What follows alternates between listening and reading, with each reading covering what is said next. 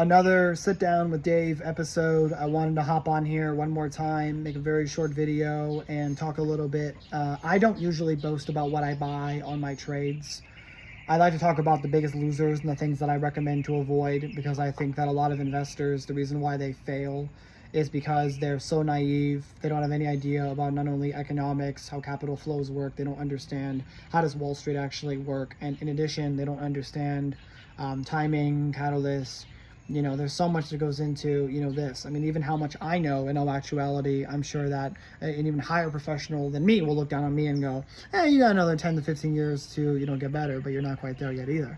But I think that I can talk to the general masses about this far more better than I can talk to a professional. I mean, I would love to talk to professionals. If you want to talk to me, I'd love to talk to you. So something that I want to, go ahead and mention here is the U.S. bond trade might be the single greatest trade today that is interesting for a strong return. Not Apple, not Nvidia, not Netflix, not Tesla, not the S&P 500, not the Dow, not bullshit. The Treasury trade is interesting in terms of twofold. First off, right now rates are around 4.5 to 4.75 bips. And the reality of that situation, we're at a point now where Trump is going to put in a new Fed chairman. The time is coming. There's nothing that can change this. He doesn't need to kick out Powell. He just needs to sit back calmly and wait for his opportunity to strike. If Bessent goes into this position, we're in a whole nother ball game, because what it means is, as the direction slowly goes on people who could be nominated, now mind you, just because Bessent gets into that position, that maybe he will not, who knows today, right? But if he chooses to do so, this is an FOMC group, and this is the head chair. There, I believe, if I'm mistaken, there's 7 to 8 other seats there, and it's a committee that votes. So Bessent not just going to come in, wave his hand, and go, interest rates, 0. That's not how that works. So realistically, you can go ahead and get a 10 to a 20 year, whether it's TLT. I believe the other one is the Schwab SHQ something. I'll end up writing it on here. Anyways, so the thing about both of these bonds that I find super intriguing is the fact that, these are carrying above a 4 handle. And I think Trump's going to get his way. I think that about 1 to 2 years from now, we're going to see interest rates probably around 2 to 2.5, 2.75 bips. So we'll be looking at a possible, let's just say between a 1 to a 1.75% bip drop. So when that happens, first off, my bonds are already going to majorly, let's think about the curve. The curve is going to change, because it means that we have higher bonds, long-term bonds, and the value of those are going to be worth more than what the current Treasury is going ahead and releasing into the general public today. And, that I find very interesting, because what it means is that if you're willing to hold two things, every single day on the first, every month on the first, we can actually then look up all the information online in terms of the statements, and we can see that, the money is being created, there are outflows, Social Security payments, the actual interest payments on the loans, and you can, on the debt, and you'd be holding a piece of that debt if you buy, TLT. And what you're going to be doing on that point is you can turn around and collect those dividends. Either you can put it in cash, and you can start to get small amounts. Every $1,000 or $2,000 or $3,000 is a considerable sum at around 4%. And the higher you go, the more you can go. Some people look at it and go, well, this is only, let's just say it's $5,000 or $6,000, and you're looking at I'll give a rough estimate. This is going to vary, and then I'll put the math here. But let's just say that you only make $20, $30 doing it. People are going to go, well, this is a stupid waste of my time. I can earn more money in stocks. You're getting paid to hold debt that is never going to default. The United States is the reserve currency of the world. And in the process of being the reserve currency of the world, people are always going to need the dollars, because dollars are transacted worldwide. In addition, people talk about the debt.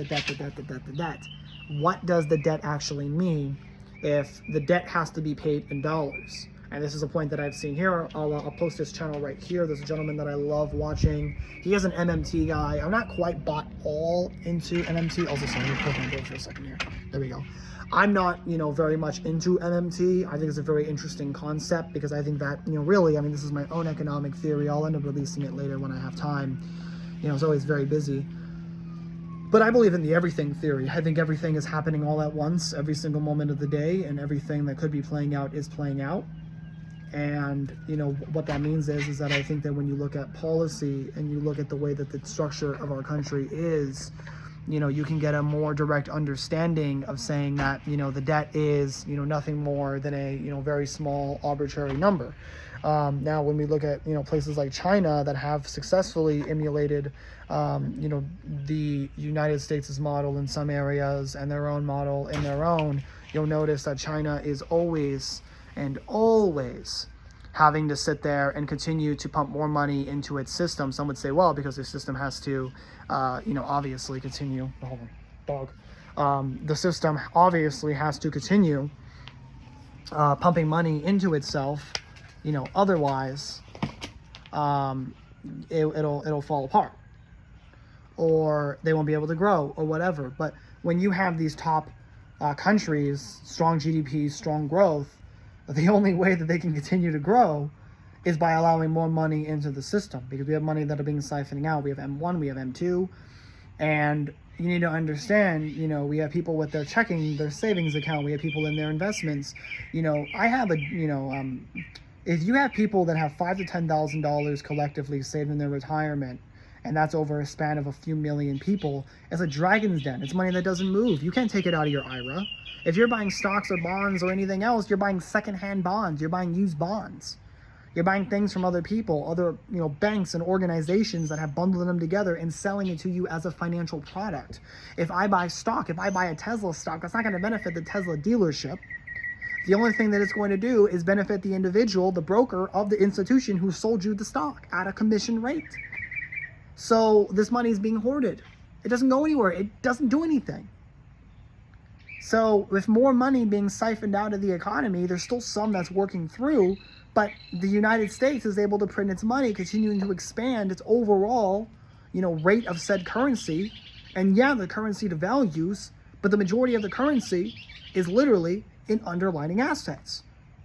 And that extra money funnels through some, not all the time, but that money funnels through these assets. And when we have inflation, and we print 4,000 to 5,000% over a huge amount of time of currency, and we get these small incremental increases of between 1 to 10% inflation. Yeah, I'm taking the 70s and all that shit, right? This is just general, okay? And if you take it all into consideration, we're gonna be fine in the short term. If we lose the reserve currency status, the gold bugs are correct. If the interest payments become way too big and the Social Security and military, that's when you'll have a decay of those social structures, and you'll start to see the government fail and have to collect more taxes, then turn around and repay the bondholders, and continue, and it eats away against our military defense, meaning that we're not as reliable. Why are people trading with the dollar then? If we lose our military hegemony, we end up in a very negative place. If we have to give up on farm subsidies, people start going under. And then capitalism starts playing in, because you do have firms that have to be as aggressive as humanly possible. So in the short term, because this is a lot of doomerism, but in the short term, I believe the United States dollar is still a safe haven currency. I am aware of all the risk, but I think this is probably one of the greatest and most obvious available active trades today. Maybe there might be some stocks that'll be pretty good, but I think that this is the most solid of them all for now.